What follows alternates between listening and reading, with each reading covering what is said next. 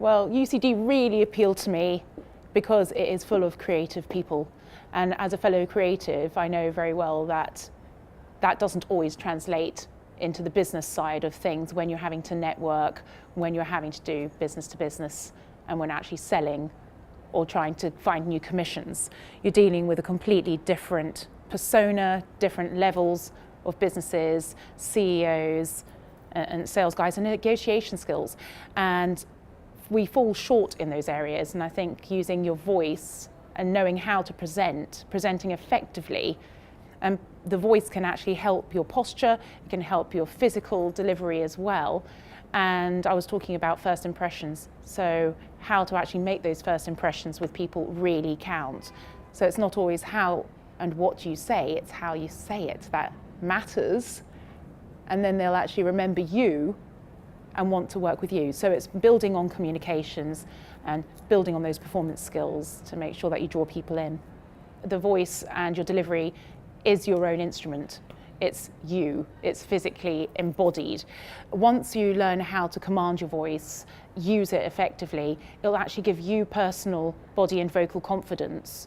And that is then where your confidence comes in your business product. So I come at it from a different way. There are two sides to that coin where it can be beneficial, but also the way you communicate with people in your personal life or in your professional life is something that none of us can avoid.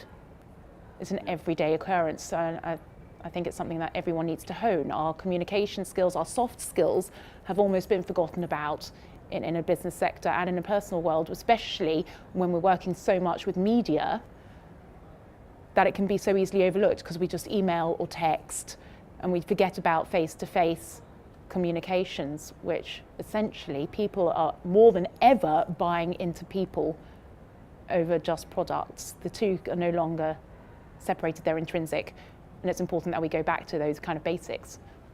I'm an absolute advocate of transparency. I think a lot of the times we meet people in a professional environment where we think we're talking to a persona.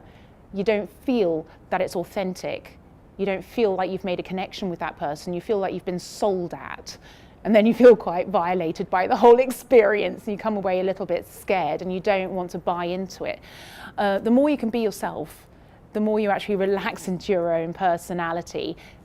Be animated, be expressive, be passionate, and maybe strip away a bit of the corporate side of things to allow your personality to shine through, because you're storytelling.